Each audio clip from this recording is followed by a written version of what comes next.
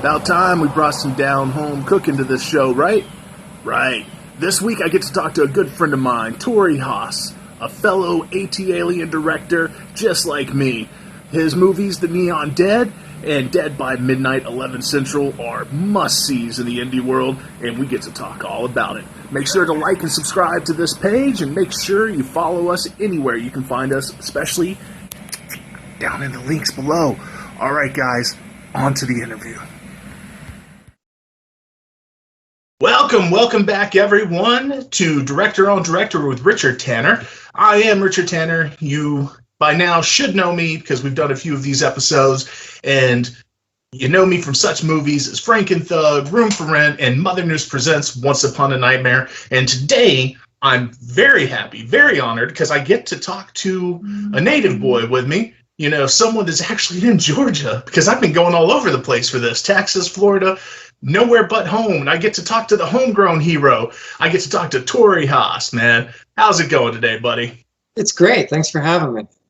Definitely. I guess I should do my thing since I pulled out my little props. Tori, you guys may know from The Neon Dead, or originally Invasion of the Dead. Neon Dead, it is on Amazon, at least? It is. I actually think it's out of stock right now, which I thought was cool. It's hard to do with Amazon. But the other big one that you can find a lot of it on YouTube is Dead by Midnight 11 Central, which was my favorite movie of 2018. This was amazing. And we've got the little back of it. I can't believe you did both sides of a poster. That's hilarious. But guys, this is one of the miracle men of Georgia. Like, you'll meet other people from here because, I mean, we're Yollywood. But Tori has done some of the best, funniest, best looking movies. You've done a lot of visual effects, VHS viral. You did Dante the Great, right? Yeah, I was one of the artists on. I didn't do everything. I did all the cool stuff though, like the shower kill. That was all me. Good. Well, man, how have you been? Like, so we met. Oh, I guess we met when Neon Dead was first coming out. I want to thank because I remember meeting pretty early on, but we didn't really get to know each other for a while. But you know, it's been a while. You came up to me at Days of the Dead. I'll never forget this because it was really cool. Because you told me we were selling Invasion of the Undead there. Just finished it, just had our premiere. And you came up to me and you bought a copy. And you're like, "Yeah, this movie was awesome. This is my favorite movie last year." And like, I don't get that too often. So you made an impression with that for sure. Oh, that's awesome. Man, people are missing out with your movies. What I love so much is like most indie movies don't have rewatchability. I've actually watched Neon Dead multiple times because it's like a party movie for me. Like, where I'm like, guys, you gotta watch. Like, it's a buddy cop movie that they're Ghostbusters, but they're dealing with demons, and it's a video game. Like, you don't get that in mainstream. You definitely don't get it in indie. And then you have all these special effects that's like, oh wow, I've made movies. Our special effects is just hitting someone with a bat and hoping we don't have to take them to the hospital, you know? So what set you apart? Like, what got you into the visual effects and what got you into making movies? Well, I'll start with movies because that'll lead into visual effects, and they're actually very related. So I grew up, I loved dinosaurs. Like a lot of kids, like I love dinosaurs. Wanted to be a paleontologist. And that also bled into just loving animals of all kinds. And then somehow that also developed into monsters. So like in like first, second grade, kindergarten, I was always drawing pictures of monsters, and I would actually like sell them to people in the class for like a nickel or whatever change kids had. And so like you don't really have an idea of what you want to do when you grow up, But when I saw Jurassic Park, when that came out in theaters, I saw it and it just blew my mind. And like the next week or day, I don't even remember, I went to the grocery store and they had like a making of Jurassic Park movie magazine. And I got it, and there was like an image, and it had like the Velociraptor, like Stan Winston's Velociraptor with the latex skin peeled back. You could see all the animatronics. And as soon as I saw that, I had this revelation, like where like, if I'm a paleontologist, which is what I kind of wanted to do beforehand, like I just dig up bones all day. But if I'm a filmmaker, I could be on set with dinosaurs and other monsters and things.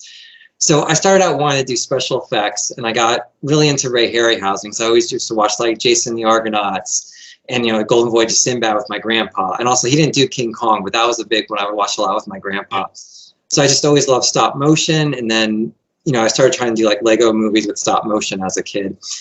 And then the next thing that happened is I saw Army of Darkness, and that blew my mind in a different way, because I had this, I don't know what about Army of Darkness triggered this. I think it was just like kind of the anarchic humor and everything about it, like that very specific director's vision in it.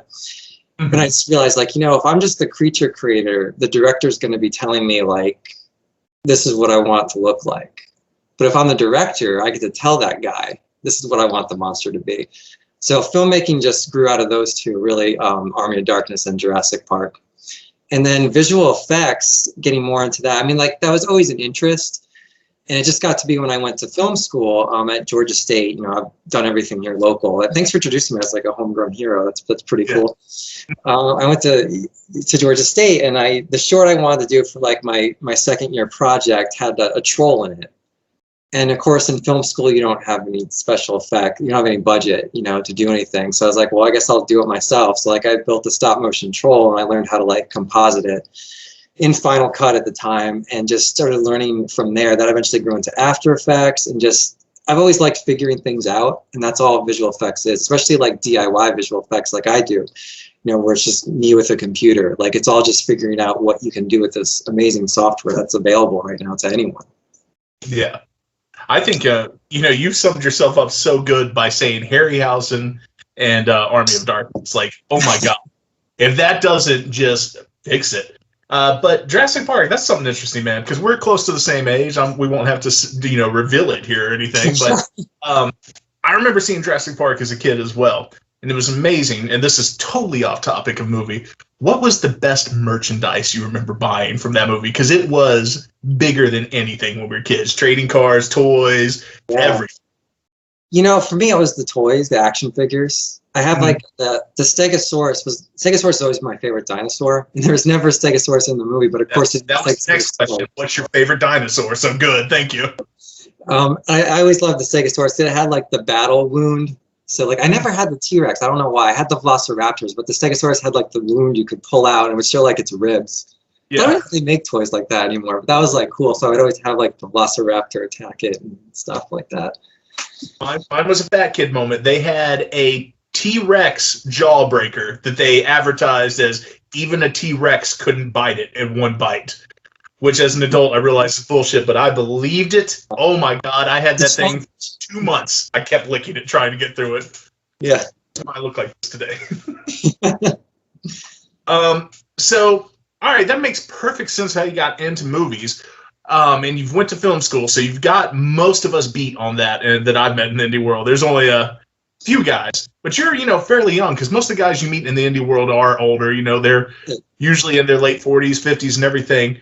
What got you to start so young to make movies? And really, like, how did you make movies? Like, was it just getting film school friends together, or did you just have a bunch of dudes who were like, sure, why not? No, I think it was film school friend. I'm trying to think, because I never did. I was like a hobbyist with like my own camera and my sister. I never got like friends together in high school because I was always really shy and introverted. I still am, Yeah. If you meet me outside of this, like, I'm very quiet all the time. Yeah, once we got into film school, you meet like-minded people, and I was so excited to get going on it because it's something I'd wanted for so long that it just kind of came together. And then in school, you're forced to, because you have to do projects and everything. But I think for me, like, a big moment was when I got out of school, was like deciding, because I had like friends I know who were a year ahead and graduated or whatever, and they weren't doing anything. So I like made a promise to myself, like, okay, I'm done with school. I'm going to immediately make a short, so I don't just like sit around, while I'm trying to find work. And at the time I was interning anyway. So I got together with just the people I got along with the best, and we just made a short film, First Date, which it was on YouTube. Now it's on the Neon Dead DVD. I don't think it's on the Invasion DVD.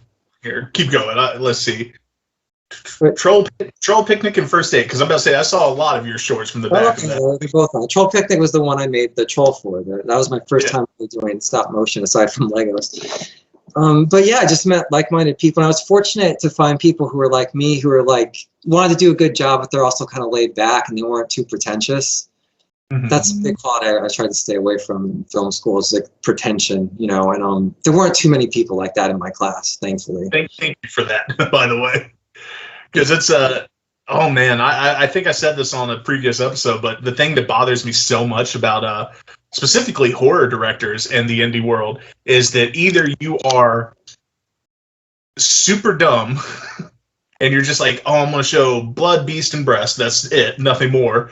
Or you're super pretentious. And it's like, what happened to just kind of like, you may have a small statement, but you just make a fun movie. You don't get that much anymore.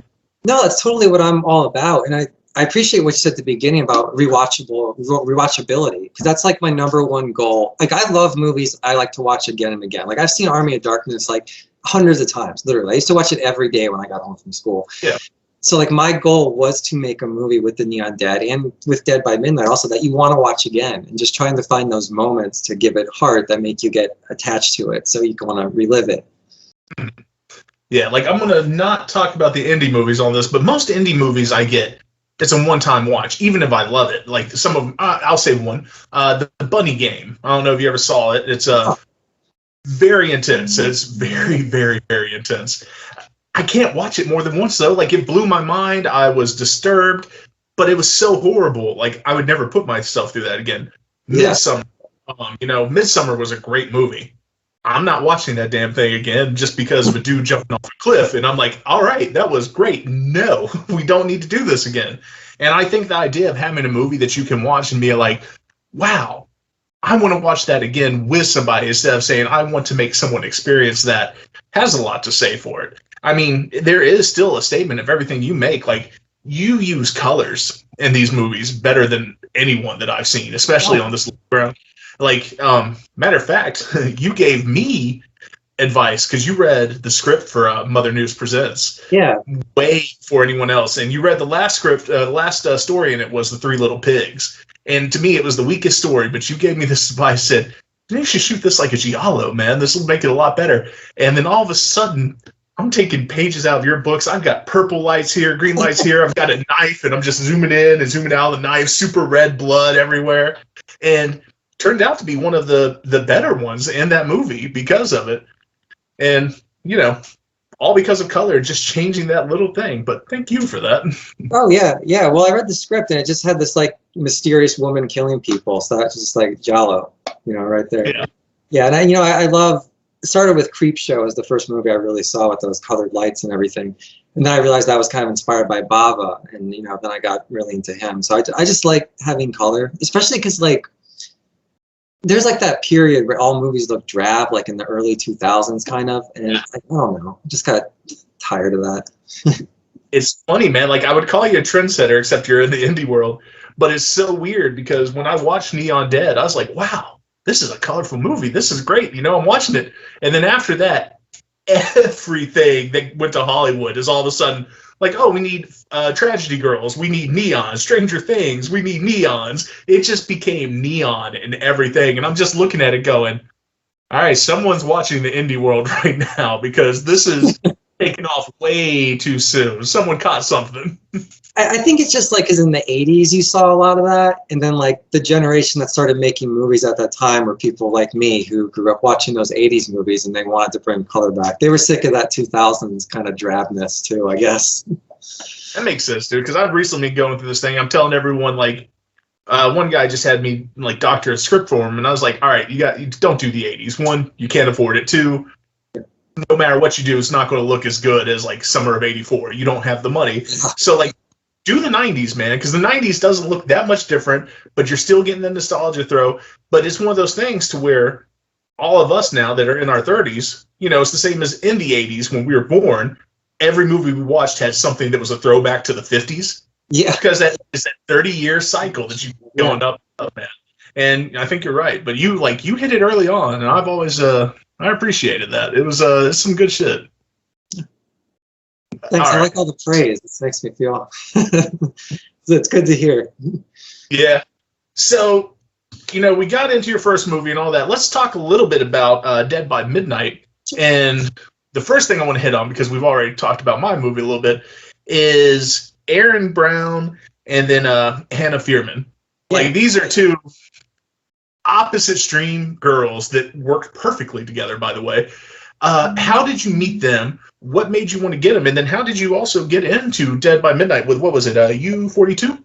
Yeah, okay. this is gonna be a long answer. There's a lot to talk about. So I got to drink some more, so I figured I'd put it on you. All right. Well, I guess we'll start with how Dead by Midnight came about, because that Aaron Brown and Hannah Fearman came out of that. So my good friend Jay Holloway, I don't know if you ever met him, but he's a filmmaker too. Hasn't done any features, but lots of shorts. He loves anthology films, and he'd always wanted to do an anthology. So after we finished the Neon Dead, I kind of felt like, because I brought all my friends together to make my vision, well, let's kind of do something that's more of a group project, where other people can bring their visions in and do everything. And that just really dovetailed with what Jay was wanting to do with an anthology. So I was like, all right, let's do an anthology. So we were talking about ideas for the anthology, and the wraparound was always kind of this big thing. It's well, what do you make the wraparound? Because most wraparounds aren't that good. The only wraparounds to me that are memorable are in the Amicus from the 70s. I'm about to judge you. I want to hear what's good, because I live for anthologies, man. Well, a lot of anthologies. I'm not the biggest fan of anthologies. I do like a lot of them, but they're not my favorites. What I realized. But that's off topic. We can get into that later if you want. But the wraparound was always this big problem. What do we make it about? How do we connect all these things? And I don't know who came up with the idea to have a host. I want to say it was me, but it might not have been, so I don't want to take that credit. But I'd always loved the idea of horror hosts, because really the only horror host I had growing up was, well, there were two. There was Rhonda Shear and Joe Bob, on Monster Vision back in TT, USA Up All Night. But I hear my mom and grandpa tell me about Zachary, who's on my shirt right now. And and Sven Gulli, who I discovered still on TV, which is awesome. I just always love that. There's this thing about horror, I don't know what it is, that kind of camaraderie with watching a host tell you about this movie. It just makes you want to make movies. There's nothing like it in any other genre, that kind of desire to make movies. It's a horror thing. That's just great. So then the idea of having let's have this host kind of tie it all together, and then building the TV station story got kind of around that, because we didn't want it to just be a host for that. And then, of course, the big question is who's going to be that host? Who can do that? Because that's a pretty specific skill set. Who has that kind of likability? So I don't know how Aaron Brown came up at first. I know I had a mutual friend who was working with her on Strip Club Massacre, which is a movie she shot in Atlanta here, and he introduced me to her at Days of the Dead. And I had always been a big Aaron Brown fan. I didn't watch too much of the seduction cinema. I did see a few. I was in college once. But I loved her, and because when I saw The Screaming Dead, I don't know if you've seen that. That was her first one with Brett Piper. And it kind of blew my mind at the time, because I think it was the first sort of micro budget movie I had seen like that.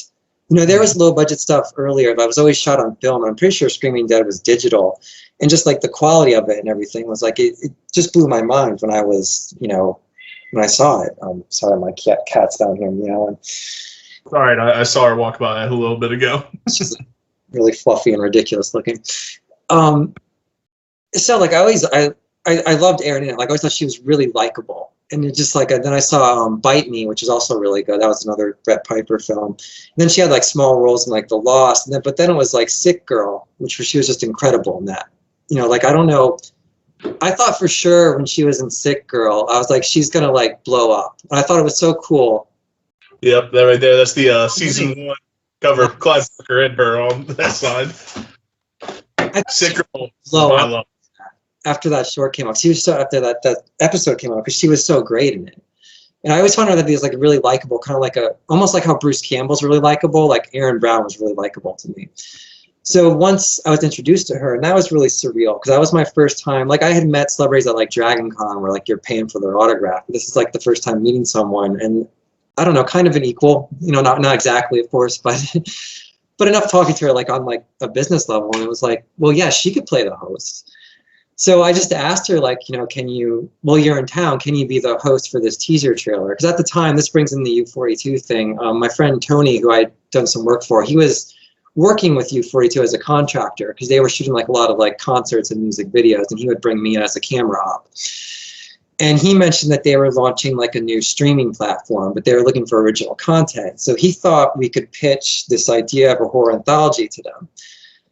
And I was like, okay, I assume we'd be raising the money ourselves. Like my plan was like, another thing, I'm jumping all over the place here, but another idea of doing the anthology to me was like, it costs money to make a feature because you got to like pay people, you got to feed them, you know, it gets asking a lot of people to do like full days of time, like lots of days of time and everything. So it gets expensive. My idea with an anthology is like, well, if it's a series of short films, we can maybe like rotate crews and have people just work like a weekend, because everyone, not everyone, but people can contribute a weekend, you know, without a lot of pay. That was kind of the logic. So I thought that's the route we were going to go with this anthology, which didn't have a name yet. So I was like, okay, yeah, sure, we can pitch it to U42, whatever. But I did want to get Aaron in it, and he didn't know who she was. And I was like, oh no, she's great, like she'd be perfect. So he was excited because I was excited about her. And then, you know, just made her an offer, like very small offer, and she accepted it because she was in town and everything. And apparently she had told a mutual friend that like my crew and I seem cool, like we seem legit. So I was like, that was kind of cool to hear that too, for sure. So we did this short teaser trailer with her, and it was just her. We snuck into Georgia State because my friend Jay works at Georgia State, and he got like a key to like the blue screen studio there. We went in at like night, and we just like snuck into Georgia State, like back like we were in college again. We filmed Aaron, That's bad. Filmed Aaron against the blue screen doing this like teaser thing, and we took that to U42 to this pitch meeting. And like, to be honest, I didn't take it seriously because I just thought like, this is not going to happen. Like I didn't like get dressed up or do anything. Like I didn't really prepare anything. Like Tony brought this binder with him that he put together, just like, I don't even know what was in it. But like we met with like the main, the owner there, and I had my Georgia Tech hat on, remember, and I was like, should I take my hat off? And I was like, nah, I won't take it off. And so we got into the meeting with the guy, and he was like, first thing he said is like, oh, you went to Georgia Tech. He's like, so did I. So we bonded over that. So I was like, oh, cool, good thing I wore the hat. But we just talked them through the pitch with it, and we didn't have much of a pitch. We showed him the teaser trailer, and that was really all we had. Like we didn't have scripts yet, but we had the teaser. And he looked at the teaser and he just loved it. Like he just like thought he was like, he like jumped, like there's like a good jump scare, and he jumped in it. And he asked us like how much we needed.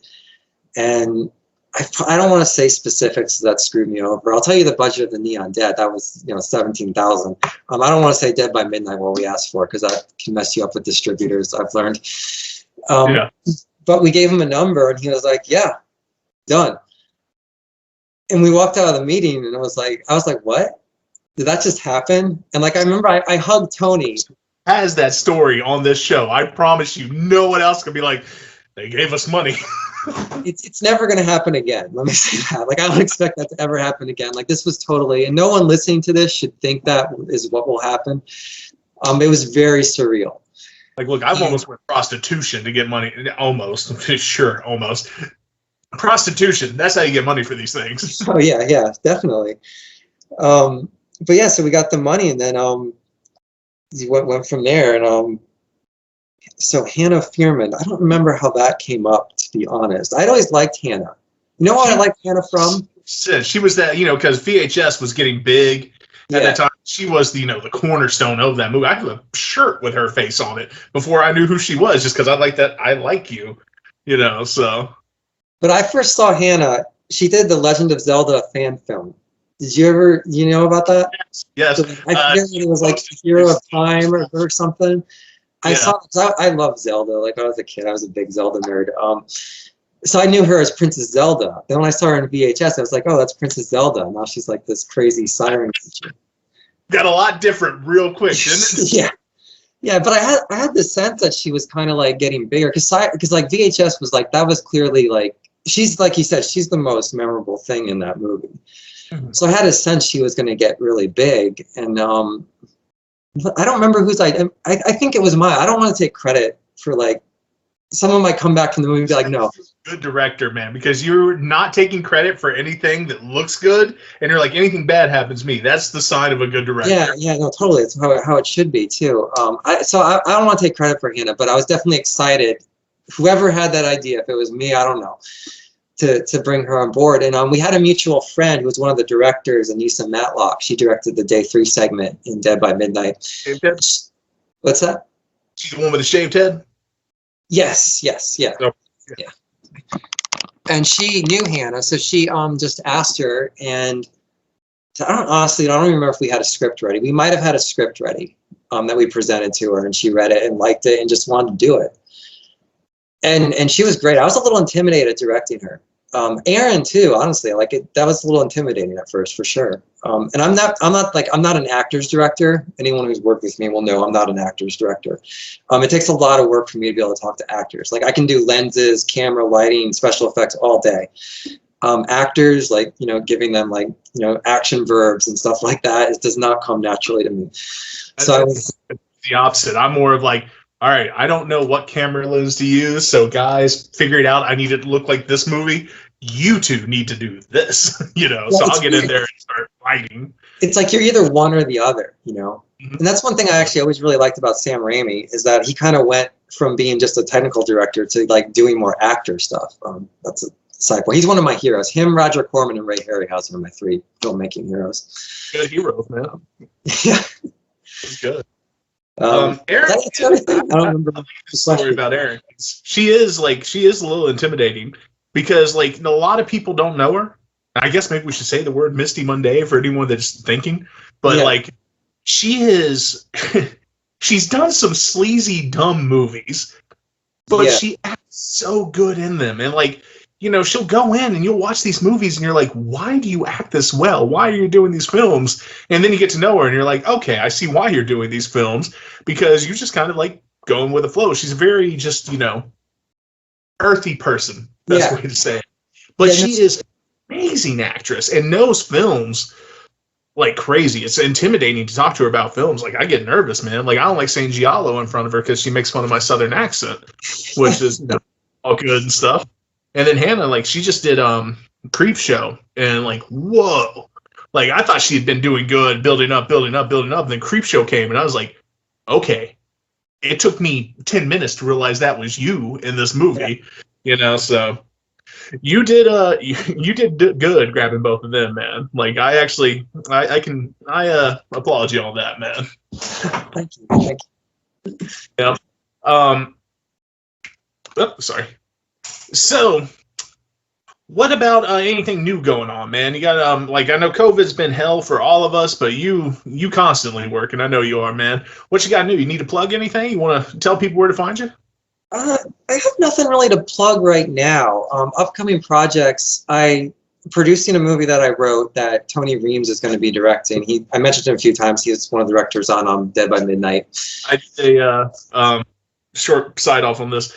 Tony was on the last panel I was on at Days of the Dead, to where I was actually hosting it, which was one of the greatest moments for me. That I went from a guy watching those panels to the guy hosting the panel for indie filmmakers, and he's amazing. I love Tony.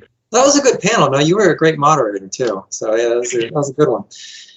But we're doing it's like our first straight horror movie. I know like Dead by Midnight had a few straight horror segments. This is like the first straight horror feature, so there's very little comedy.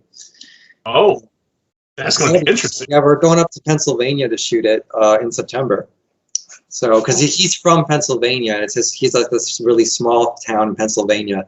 I think it's just north of the Monroeville Mall, so we're going to stop there on the way up. Yeah. But because it's like his hometown, it's small, and everyone like knows his mom, we can get a lot of free stuff. So that's why we're going up there. Like we get to actually shoot in a funeral home, which is going to be really cool. Yeah, and I think at an actual graveyard too. That's good. That's good. That's something anyone that thinks they want to make a film, other than the bad advice that Tori just gave, that is, they just gave us money. Yeah. The small town is the best way, man. Like, I live in a very small town. That's where all my films go, and you just find private property and then be like, hey, man, we'll cut the grass. Let us film here. Just anything to get by. The small town is the way to go, because getting insurance and everything. Because I guess before we go, let me ask this: like, was Dead by Midnight? Did you have to do a lot with SAG and different? You actually did like a legit movie, man. Yeah. Dead by Midnight 2 was SAG, which was a nightmare. I do not don't do SAG unless you have a really like a normal budget. Like we had both Dead by Midnight's, like they're definitely more than the Neon Dead, but they're still like they're still micro budget. Like they're not anything that extravagant. But we could pay people and feed people, and we could sort of do SAG.